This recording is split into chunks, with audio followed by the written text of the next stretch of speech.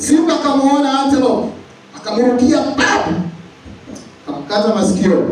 Jamaa akatoka pia sio, sema wewe huko ni kubaya. Ndio analeta hapo kwa ufalme kumbe ni kifo. Fox kamfuata mkwamito akamwambia jamani, wewe unadhiri unapanga hapa katikati hapo. Unataka wajue wasema wewe kuwa na akili jamani. Sasa utamaaje ile Qur'an kama uko na masikio marefu kama hiyo? Sema kweli inaingia akilini. Twende. Kamrudisha tena kwa siku kwa Lion. Lion alipomwona mara ya pili kamrukia pa. Akamng'ata mkia wake.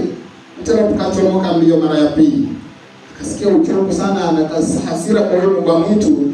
Amwambia bwana wewe kuna kitu unanipangia, amwambia angalieni kwa mazingira ya busara. How will you sit on the throne? Ukiwa na mkia hautaweza kukaa vizuri. Amekutoa mkia wako ndio uweze kukaa kwa kiti cha ufalme vizuri. Sema kweli ina maana kweli kuna akili na ingiana hii. Twende wakarudi. Waliporudi mbwa mwitu akasimama kando antelope akakaribia na huyu Lion akamkula. Mmoja hapa shingo akamuua.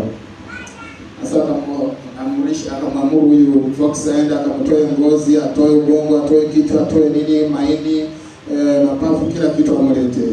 So the Fox was very smart in his or her behavior and how to behave towards this Lion here, so that anaweza survive in the jungle. Akaenda akamkata ngozi, akaitoa vizuri, akatoa hiyo, kisha akakula ubongo. Karejesha akamletea, hii ndio ngozi, maini ndio hii hapa, hii ndio hii hapa, kuna mpafu hapa, nyama yote ndio hii hapa. Hayo nikaangalia vizuri, kuangalia haoni ubongo. Akakasika mwambia usinibebe wewe. Ubongo iko wapi? Akamwambia na wewe tumieni akili. Wewe jamaa angekuwa na akili kwenu unafikiri ungemng'ata mara 3 arudi hapo? Kwa hivyo huyu jamaa alikuwa mjinga sana, hana akili, ndio maana akarudi hapo kapata chakula wewe. Sema kweli ni akili. Jamaa alikuwa na akili.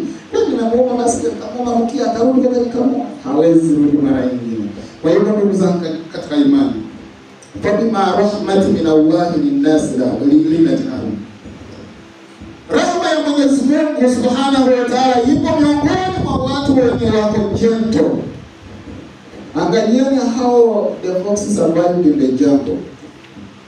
Ilitumia akili ya kiasi cha juu sana.